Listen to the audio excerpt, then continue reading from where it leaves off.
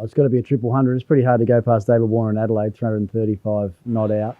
And he sort of built into it as well, the good 100 up in Brisbane, bouncing back after, a very disappointing Ashes series for him. But he just had a sense at the start of the summer that something special was going to happen for him. I know what sort of character he is, and I've spoken to Justin and knew how hard he'd been working on his game. He'd hit more balls than ever before, and funnily enough, you get the rewards when you put in the hard work. And, that innings in Adelaide, he's had a little bit of luck. The no ball thing seems to keep following him around everywhere. But when you have that little bit of luck, it's really important that you capitalise. And, some of the stroke play we saw, the running between the wickets, the energy, the intent that he showed with his batting right the way through a marathon innings of 335 not out was definitely the innings of the summer for mine. Best bowling performance, I'm going for Pat Cummins' MCG, Boxing Day Test, 5 for 28. I don't think I've seen him bowl better, ever. His pace, his consistency, his line and length, doing just enough with the ball. I mean, it seemed like through that whole test match, every ball he bowled posed a really difficult question for the batsman.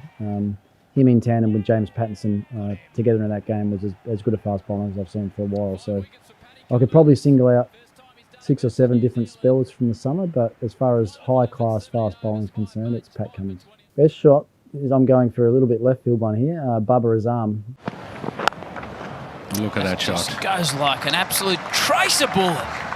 Back foot cover drive off Mitchell Stark at the Adelaide Oval as well. It's a tough shot to play. It's actually a shot that you don't see played very often anymore. You see a lot more cut shots and pull shots played than the classical back foot cover drive. But I think we saw with Babar Azam through this summer how much talent he has, and I'm sure we'll see more of him as his Test career develops. But he's got every shot in the book. But the one that I like is getting up on the toes, on top of the bounce of the ball, and playing with a straight back through the offside.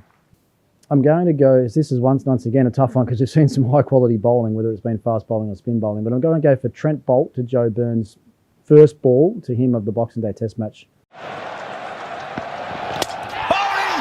Very first ball, Boult strikes. It's taken 32 years, but New Zealand have another Boxing Day wicket at the MCG. In swinging, almost a Yorker, swung late, did Burns all ends up, so it just goes to show what Trent Boult can do with a brand new ball.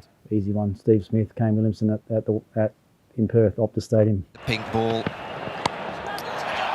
He's got it. What a grab! Oh! Doesn't get any better than that.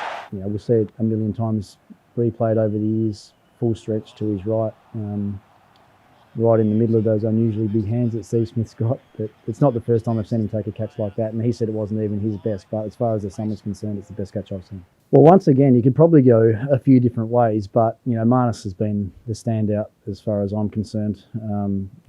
Just a brilliant performance. He just keeps going from strength to strength. He's learning a lot about his game from game to game and innings to innings, and he just has an insatiable appetite for runs. So it's not very often that you see someone dominate a summer like he has over the 5 Test matches. So it'll go to him. David Warner a close second, and then just about every one of Australia's bowlers just behind that. So it's been some pretty special cricket to watch this summer.